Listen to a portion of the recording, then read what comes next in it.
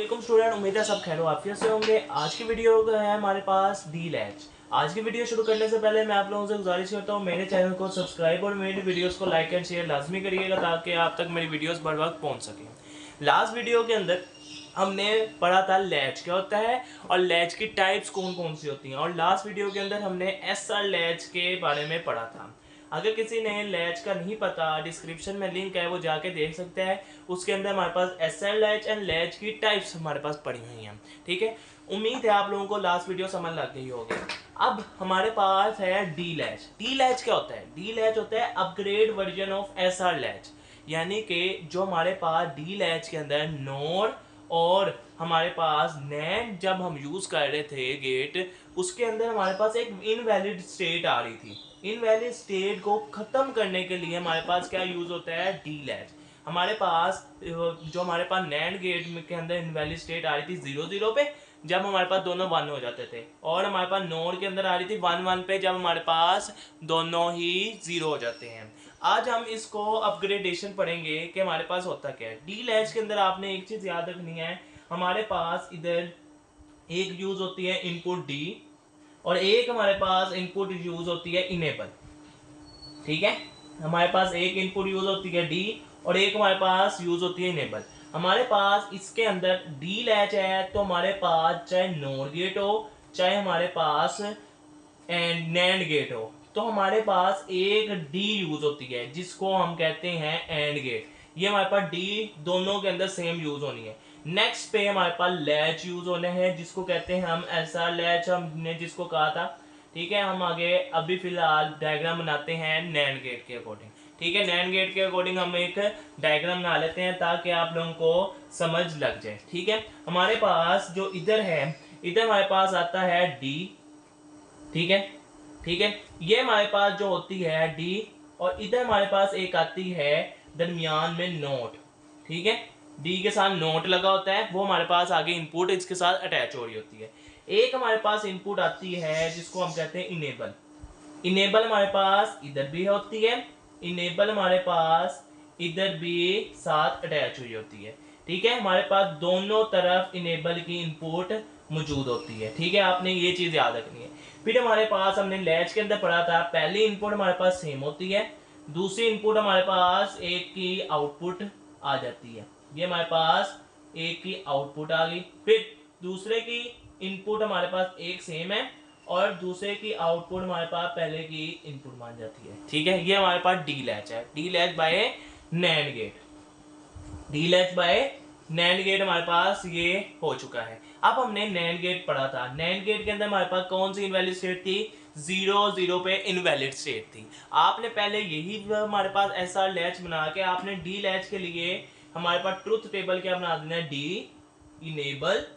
ठीक है, इसका इतना ही हमारे पास ट्रुथ टेबल बनेगा। आपने याद रखना है इसके अंदर क्या है कि जब भी वैल्यू हमारे पास, ये हमारे पास इनेबल है, जब भी एक चीज याद रखना है, इनेबल की वैल्यू 0 होगी। जब भी हमारे पास इनेबल की वैल्यू 0 होगी, चाहे इधर कुछ भी हो, चाहे इधर कुछ भी हो, इनेबल की वैल्यू 0 होगी तो नो चेंज आएगा, कोई चेंज अकर नहीं होगा। चाहे पहले इसके अंदर कुछ भी स्टोर हो, इधर हमारे पास क्या स्टोर था? 0 1, हम इधर 0 1 पहले स्टोर कर लेते हैं। हमारे पास अगर इनेबल की वैल्यू 0 है तो कोई चेंज नहीं होना, हमारे पास सेम टू सेम वैल्यूज आ जानी है। ठीक है, अगर हमारे पास डी की वैल्यू 0 है, डी की वैल्यू 0 है और हमारे पास इनेबल हमारे पास 1 है, इनेबल ने हमेशा हमारे पास 1 ही रहना है। ठीक है, तब हमारे पास क्या हो जाएगा? हमारे पास अभी हम करके देख लेते हैं, डी की वैल्यू 0 है और इनेबल की वैल्यू 1 है। ठीक है, इनेबल जब हमारे पास होता है, नैंड गेट के अंदर पड़ा था, डिफरेंस पे हमारे पास 1 हो जाता है, ये हमारे पास 1 हो गया। ठीक है, फिर ये 0 से 1, 1 और 1 एंड 1 हमारे पास होता है 0। ठीक है, अब हमारे पास 1 है, 1 हमने पढ़ा था कहीं भी नैंड गेट के अंदर 1 आ जाए, 1 हमारे पास आउटपुट खुद ब खुद क्या दे देती है? हमें दे देती है, जहां भी हमारे पास एक भी 1 आ जाए वहां हमारे पास इनपुट आउटपुट हमारे पास 1 आनी है। ठीक है, जहां हमारे पास एक भी 0 आ जाए हमारे पास आउटपुट 1 आ गई। इधर जहां हमारे पास एक भी 0 नैंड गेट में आ जाए उधर हमारे पास आउटपुट 1 आ जानी है। ये हमारे पास 1, ये हमारे पास इधर चलेगी। अब इसकी इनपुट मानेगी, ये हमारे पास 1 है 1 और 1 हमारे पास 0 होती है आउटपुट, ये हमारे पास 0 और 0 हमारे पास जब इधर आया तो हमारे पास 0 और 0 की आउटपुट 1, यानी कि हमारे पास इसका आंसर क्या आएगा, Q की वैल्यू हमारे पास हो जाएगी 0, ठीक है। Q हमारे पास ऊपर होता है, Q बार हमारे पास नीचे होता है, ये हमारे पास 1 होगी, या और हमारे पास ये Q1 की वैल्यू Q बार की वैल्यू 1 होगी, ठीक है। उम्मीद है आप लोगों को इतनी समझ लगी। ये हमारे पास कौन सी स्टेट होती थी, हमने पढ़ा था, ये हमारे पास रीसेट स्टेट होती थी। कौन सी स्टेट होती थी, रीसेट। अब हमारे पास एक और कंडीशन थी कि हमारे पास अगर दोनों ही अब हम 1-1 पे टेस्ट करें, 1-1, ये हमारे पास 1-1 पे अगर हम टेस्ट करें तो हमारे पास क्या वैल्यू आएगी, ठीक है। अब आपने वो ध्यान से देखना है कि अगर हम 1-1 पे करें, अब हमारे पास 1-1 है, हमारे पास इधर भी 1 है, इधर भी 1 है, अब हम इधर भी 1 लिख देते हैं, ठीक है। इधर भी 1 है हमारे पास, इधर भी 1 है, तो हमारे पास 1 और 1 हमारे पास आउटपुट 0 आ गई, ठीक है।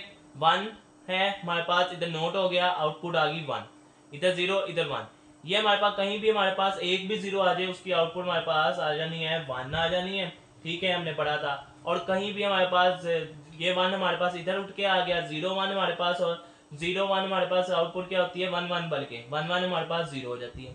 इसकी वैल्यू Q की वैल्यू 1 होगी हमारे पास, इधर Q की वैल्यू 1 और Q बार की वैल्यू हमारे पास 0, ये हमारे पास आती है सेट स्टेट, ठीक है। ये हमारे पास क्या आती है, सेट स्टेट। अब हमने पढ़ा था कि नैंड गेट, नैंड गेट के अंदर हमारे पास 3 0 और 0, 0 वाली वैल्यू हमारे पास आनी है, इधर हमारे पास जब दोनों की वैल्यू 0 आए वो हमने देखनी थी ना।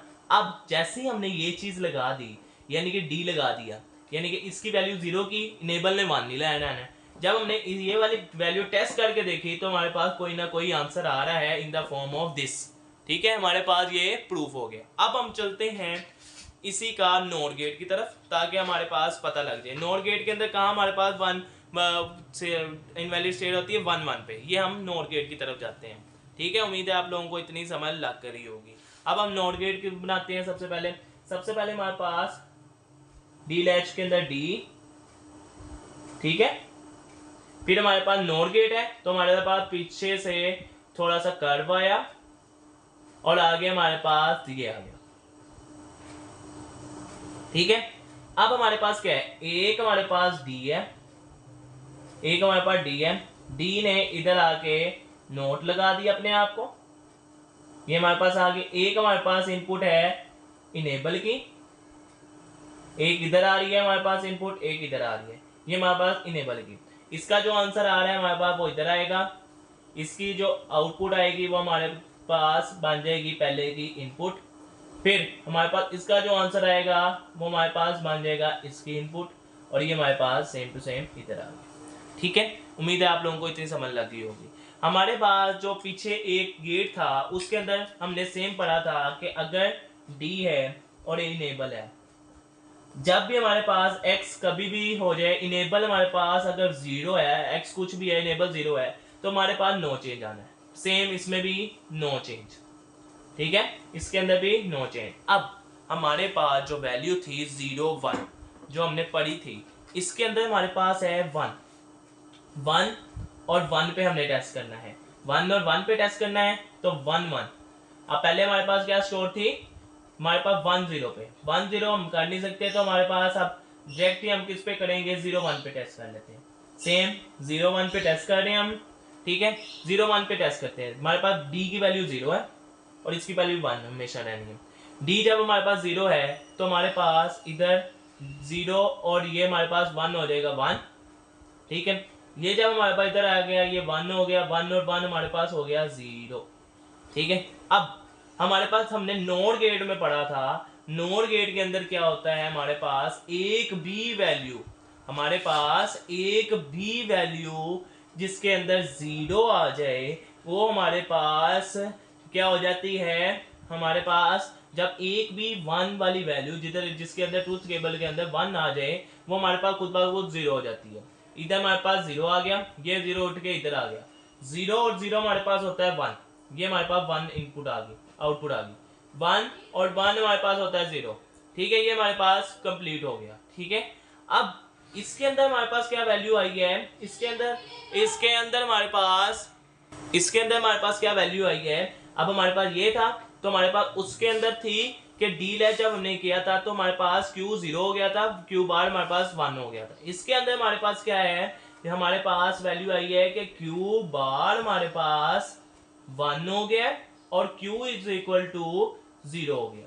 ठीक है, क्यू इज इक्वल टू 0 हो गया। अब इसको क्या कहते हैं हम, सेट स्टेट। अब हमारे पास हम इसको टेस्ट किस पे करना था, हमने 1 1 पे, हम 1 1 पे टेस्ट कर लेते हैं। 1 1 पे किया, इसकी वैल्यू 0 हो गई, ये हमारे पास 1 है, ये हमारे पास 1 1 पे हमारे पास 0 दे देता है, 1 0 पे 1 दे देता है। ठीक है, 1 0 है, जब हमारे पास कहीं भी एक बारी भी 1 आ गया हमारे पास आउटपुट उसकी 0 आ जानी है। ये हमने पढ़ा था, 0 आ गया, इधर भी 0 आ गया, 0 हमारे पास जब इसकी 1 और 0 हमारे पास होती है 1। ठीक है, ये हमारे पास आउटपुट उल्ट हो जाएगी, यानी कि इस केस के अंदर हमारे पास क्या है, Q की वैल्यू 1 है, Q बार की वैल्यू हमारे पास 0 आ जाएगी। ये हमारे पास आ गई सेट स्टेट, रीसेट स्टेट। ठीक है, उम्मीद है आप लोगों को इतनी समझ लग गई होगी डी लैच की। मिलते हैं नेक्स्ट वीडियो में, तब तक के लिए अल्लाह हाफिज़।